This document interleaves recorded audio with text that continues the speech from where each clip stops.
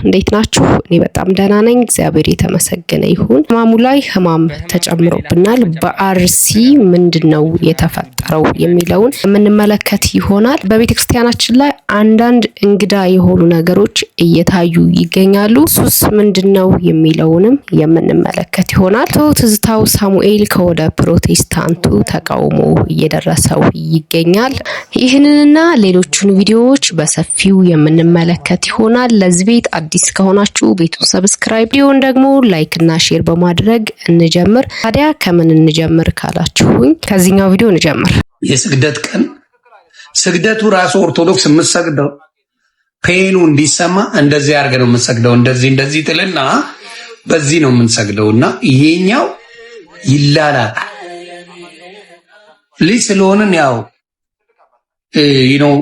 በቃ ከልብ ነው የምትሰግደውና ይሄኛው ይላላጣል እና የክርስቶስን ፔን እንድታስበው ክርስቶስ ለኔ ብሎ እንደተሰቀለ እንድታስበው ፔኑን በተወሰነ መልኩ ነው የሚደረገው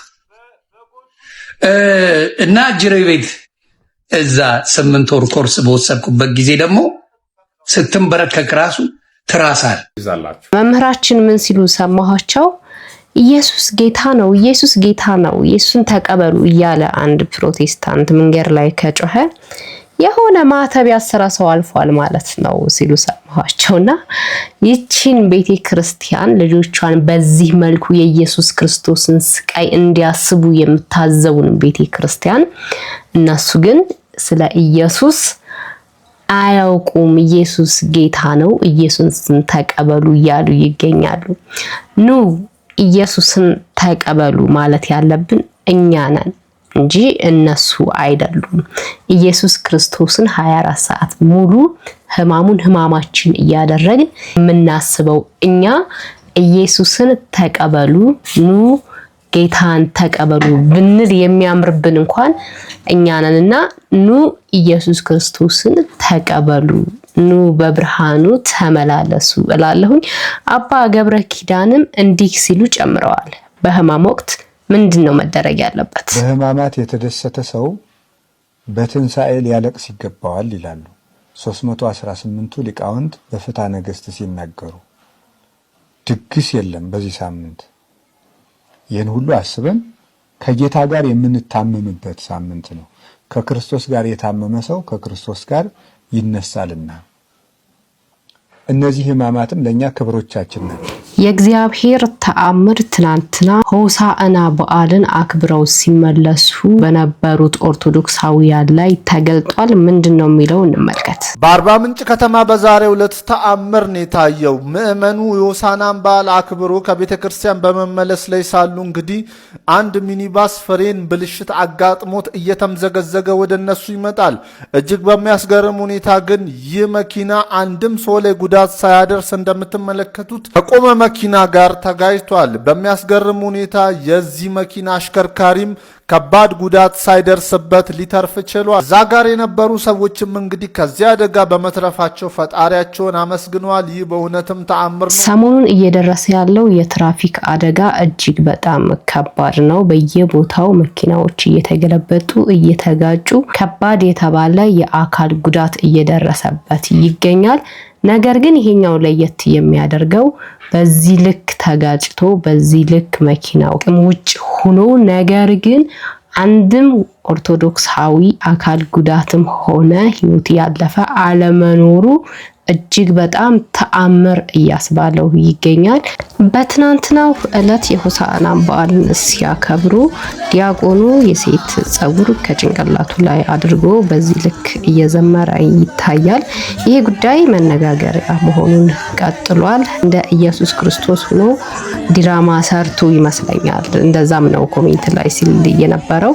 ነገር ግን ይሄ ሰው ራሱን ዊጉን አድርጎ እዚህ ላይ በዚህ ልክ መዘመሩና ቪዲዮ መልቀቁ ተገቢ ነው ወይ እያሉ ኦርቶዶክሳውያንን ሲያስቆጣ አይቻል። እናንተ ይህንን ቪዲዮ እንዴት ትመለከቱታላችሁ?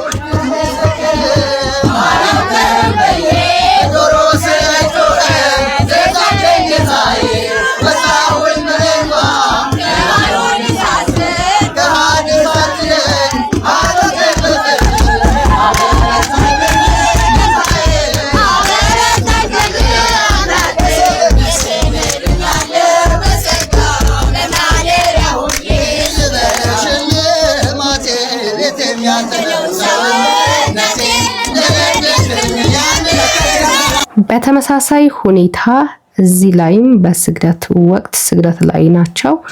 እዚህ ጋር የምታዩት ግለሰብ በዚህ ልክ ተዘቅዝቆ ወይም በጭንቅላቱ ቆሞ እየጸለየ ይገኛል። አሁንም ይሄኛው ቪዲዮ ማነጋገሩን ቀጥሏል። ይሄ ነገር ተገቢ ነው ወይ? ይሄስ የኛ ስርዓት ነው ወይ የሚለውን አሁንም እኔ ግልጽ አልሆነልኝም፣ ግራ ስለገባኝ ነው። የገባችሁ ካላችሁ አስረዱኝ። ይሄ ጉዳይ ኦርቶዶክሳዊ ስርዓት ነው ወይ? እንደዚህስ ማድረግ ተገቢ ነው ወይ? እናንተ ደግሞ ከኔ የተለየ የተረዳችሁት ነገር ካለ አስቀምጡኝልኝ። ለኔ ግን አልገባኝም፣ እንደውም ግራ ነው ያጋባኝና ሰሞኑን አንዳንድ ወጣ ያሉ ነገሮች በጣም እየተዘወተሩ ይገኛሉ። በአርሲ ኦርቶዶክሳውያን ላይ እየደረሰ ያለው ግፍና መከራ አሁንም አላቆመም። በህማሙ ላይ ሌላ ህመም መጨመር አልፈልግም። ነገር ግን ብዙ ቴክስቶችና ብዙ ድምጽ ይሁነን የሚል ቴክስቶች እየገቡልኝ ስለሆነ ነው ወደ እናንተ ይዤ የመጣሁት። ትናንትና በምስራቅ ሸዋና በአርሲ አዋሳኝ ላይ የሚገኘው የቅዱስ ሚካኤል ቤተክርስቲያን ላይ ክርስትና ሊያስነሱ የመጡ ኦርቶዶክሳውያን ባለማዕተቦች ቤተሰቦችን እንዲሁም ደግሞ አገልጋዮችን ጨምሮ ባልታወቁ ኃይሎች ታፍነው ተወስደዋል። ይህ ጉዳይ አዲስ ለተሾሙት አባቶች ለና አቡነ ኤልሳ በእነሱ በኩል ምን የመጣ ለውጥ አለ? አዲስ ክርስትናን ተቀባይ ህፃን ልጅ ሳይቀር እያገቱ ይገኛሉ። አላማው ኦርቶዶክሳውያን በዛች ምድር እንዳይኖሩ ነው። አሁን ደግሞ ክርስትና የሚያስነሱትን እስከ አገልጋዮቹ ድረስ አግተዋቸዋል። እነማናቸው? ያልታወቁ ኃይል። እግዚአብሔር አምላክ የመለኮት እጁን ካላከ በስተቀር በዛች ምድር አሁንም የኦርቶዶክሳውያን ግፍ በተለያየ መንገድ እየቀጠለ ይገኛል። ምንድነው አገራችን ውስጥ ኦርቶዶክስ እያደረገች ያለችው ምንድነው? ምን አገባ? አገሪቱ እኮ የኦርቶዶክስ ነች ማለት ኦርቶዶክስ የመሰረተቻት ሀገር፣ ኦርቶዶክስ በሞቷ ያኖረቻት ሀገር፣ ኦርቶዶክስ ሙስሊም ወንድሞቿን ተቀብላ በሰላም አርፈው እምነታቸውን እንዲያስፋፉ እድል የሰጠቻት ሀገር፣ ፕሮቴስታንቶች ከኦርቶዶክሶች የወጣንበት ሀገር፣ እንደዚህ ሀገር ኖሮን በሰላም እንድናመልክ ያስቻለችን፣ ፕሮቴስታንት ጠቅላይ ሚኒስቴር እንዲኖረን ያስቻለችን ሀገር ኦርቶዶክስ ምን ታርግ? ምን እያደረገች ነው? ቅዳሴ እየቀደሰች ነው። ክህነት እያደረገች ነው። በዓሎቿን እያከበረች ነው። ኑሮዋን እየኖረች ነው። ይህ ሰውዬ ምን ሆኗል ማለት ምን አገባ? በቃ አንተ ወጥተሃል አይደል? አይቶን ነው የእውነት ነው የምላችሁ። ኦርቶዶክስ ምን እያደረገች ነው? ምን አገባ? ኦርቶዶክስን ካልነኩ ምንም ነገር የማያምርላቸው እነ ትዝታው ሳሙኤል አሁን ላይ ፕሮቴስታንቱ እየነቃ ይመስለኛል። ምክንያቱም ይሄ ወንድማችን እዛው የነሱ እምነት ተከታይ ነው። በዚህ ልክ እየተቃወማቸው ይገኛል። አንዳንድ ሰዎችም እንደሱ አይናቸውን ገልጠው እባካችሁ ወንጌልን አስተምሩን፣ እባካችሁ ኢየሱስ ክርስቶስን ስበኩን፣ እኛ ወንጌልን ነው እንጂ ኦርቶዶክስን ለመሰበክ አይደለም የተሰበሰብነው የሚሉ አንዳንድ ሰዎች ይገኛሉ። እናም ሁላችሁም የነሱን ፈለግ ተከተሉ፣ አፋጧቸው። እኛ ኢየሱስ ነው የምንፈልገው በሏቸው። እናንተስ እስከ መቼ ነው ኦርቶዶክስን የምትሰበኩት?